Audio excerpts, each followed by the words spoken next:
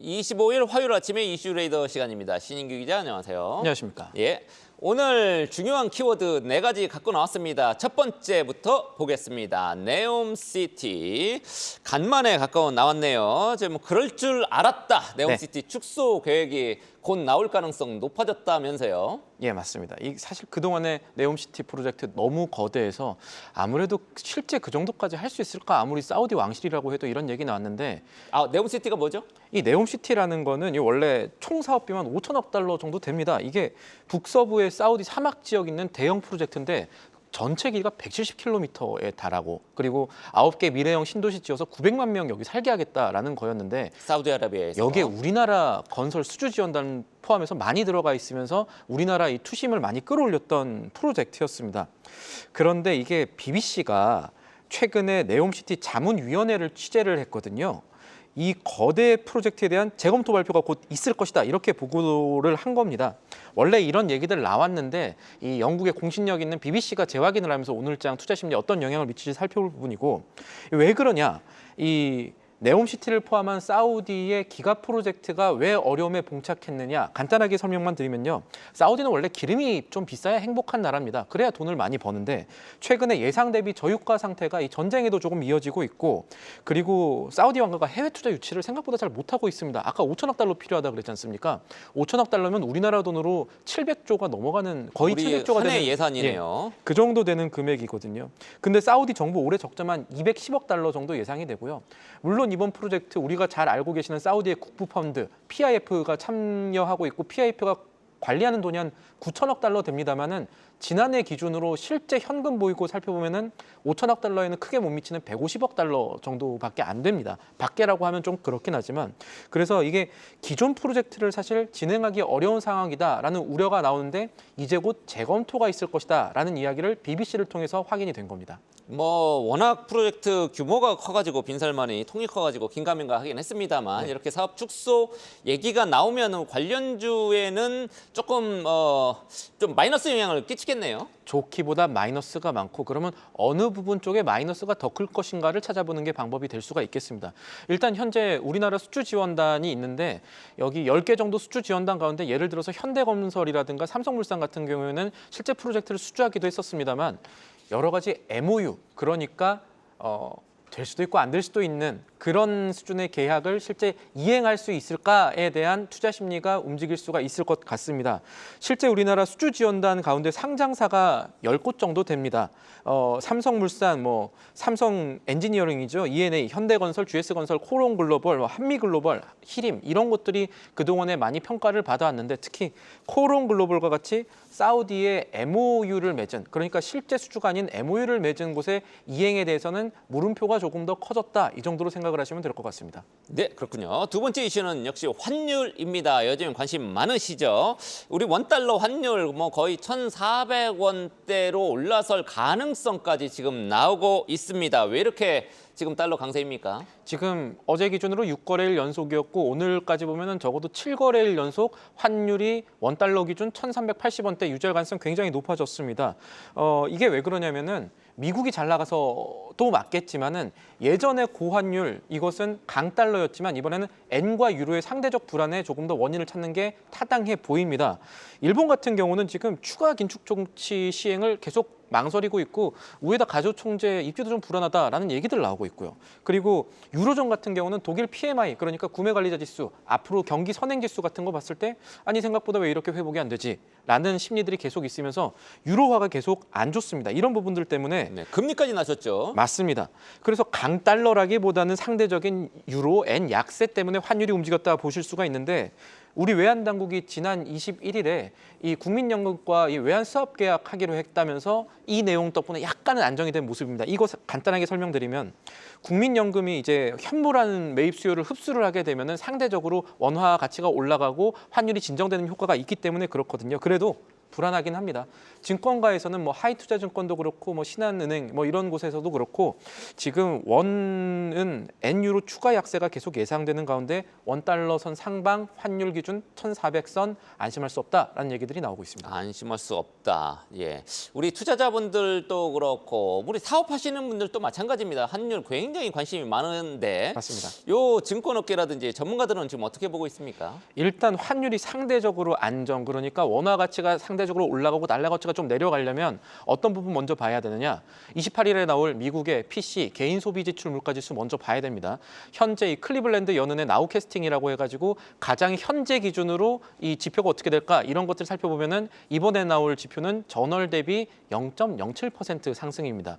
이대로 나와주면은 물가는 약간 둔화할 수 있다라는 얘기가 나오게 될 겁니다. 왜냐하면은 보통 이 전월비 기준으로 근원 PC라든가 PC 기준 한 0.3% 아래의 상승률이 나오면은 물가가 좀 안정되고 있구나, 연준이 좀 안심할 수 있겠구나라고 시장이 보게 되거든요.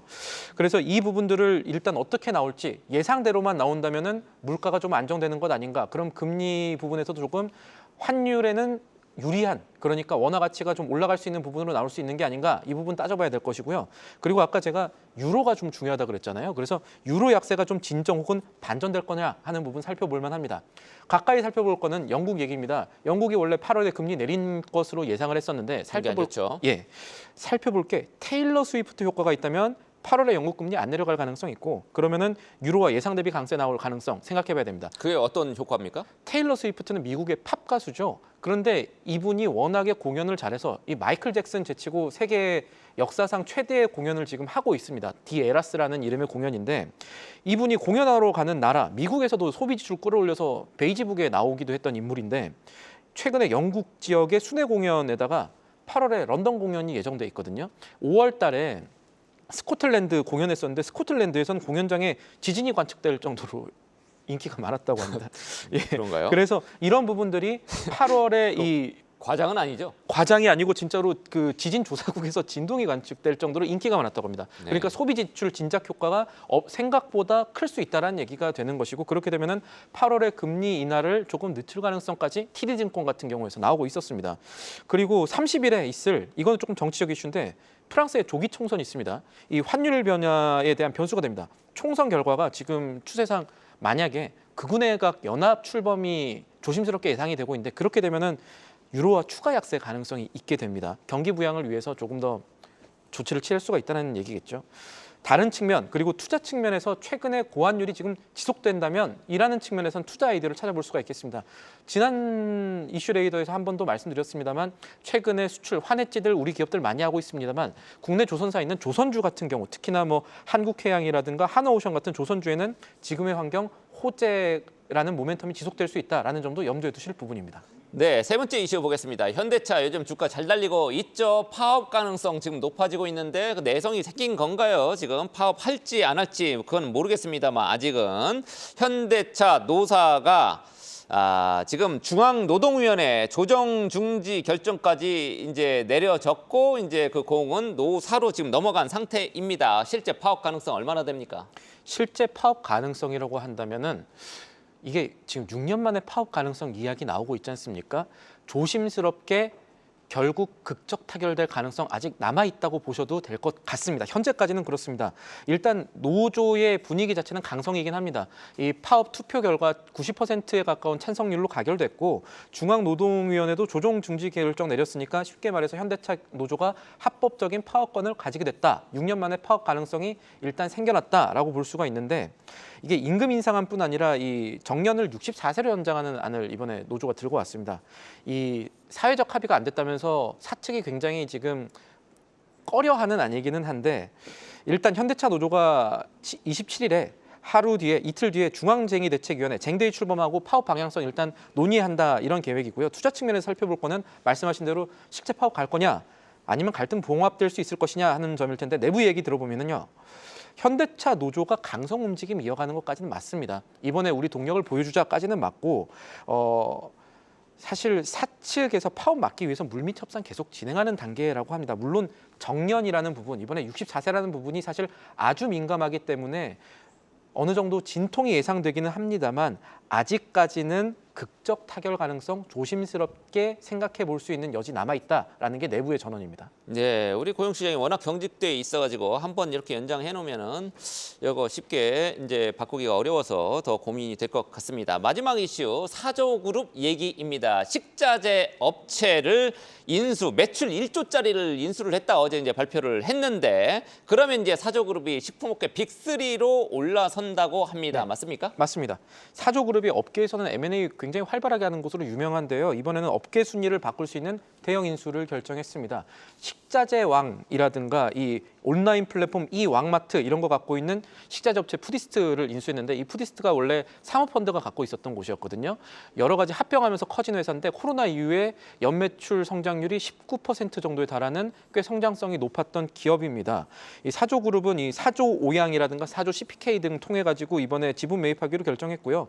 그룹 측은 이번 인수로 식자재 공급 구매 그리고 뭐 전략을 다각화할 수 있다 이런 교두보를 마련했다라는 입장입니다. 이번에 인수 마무리되면 사조그룹은 매출 기준으로 아마 대상그룹 제치고 매출 3위로 올라갈 수 있고 이 주진웅 부회장이 이야기했던 매출 6조 아마 달성할 수 있을 것이다라는 이야기들이 업계에서 나옵니다. 이야, 대상까지 임세령 부회장의 대상까지 제치고 3위로 사조그룹이 올라설 것이다. 이렇게 지금 예상이 나오네요. 그런데 사조 오양이 시간의 거래에서 주가가 지금 떨어졌다. 이렇게 나오는데 3.85% 떨어졌습니다. 3% 넘게 떨어졌다. 네. 왜 그렇습니까? 이번에 M&A 관련해서요. 사조 오양 이사회에서 자범이 좀 나왔다는 소식이 관측이 됐습니다. 사회이사 한 분이 물론 이분은 이제 그 주주 제안으로 들어간 이사님이긴 하지만 반대표를 던졌답니다. 이야기 들어보면요. 총수와 일반 주주 간의 이해 상충 요소가 있다라는 내용이 있었고 여기에 우선 눈이 갑니다. 무슨 내용이냐면 그동안에 사실 사조그룹이 주주환원 잘하는 곳이 아니었습니다. 주주환원율이 굉장히 낮아서 그걸로 적립한 이익 잉여금을 투자에 활용한 건데 아니 그러면은 그동안 낮은 배당 참아온 주주들한테 이거 설명 잘하고 보상안도 마련해야 되는데 그거 왜 이렇게 안 해놓냐? 이거 총수만 좋은 거 아니냐?라는 이야기들이 이사회에서 나왔다는 점이 하나 주목될 만하고요. 관련해서 살펴보겠습니다. 사조 오양이요. 이 코로나 이후에 최근 3년간 연결 현금 배당 성향이 11% 조금 높습니다. 그런데 코스피 기준으로 배당 법인들 보면은 이 배당 성향 30%는 넘거든요. 그러니까 3분의 1 정도 수준의 낮은 주주 환원율을 갖고 있었던 기업이라는 겁니다. 그리고 이 그간의 관행처럼 새로 인수한 회사의 총수 일가라든가 아니면 뭐 특수관계인들 인원 꼽기만 하고 배당은 종종처럼 거의 하지 않으면은 결국 일반 투자자 돈으로 이 총수 좋은 일만 시키는 거 아니냐라는 비판이 내부에서 나오는 거 살펴볼 부분입니다. 네, 용감한 사회이사가 이제 푸디스트 인수 반대표를 던졌다. 요것 때문에 이제 시간에서는 주가가 하락을 했습니다. 요 사회이사는 이제 대주주가 추천하지 않고 이제 다른 쪽에서 추천을 맞습니다. 했겠죠. 예, 지금까지 신인기 기자와 함께한 이슈 레이더였습니다. 계속해서 다양한 경제 이슈를 알고 싶다면 구독과 좋아요, 알림 설정 부탁드립니다. AI 캐스터 권미정이었습니다.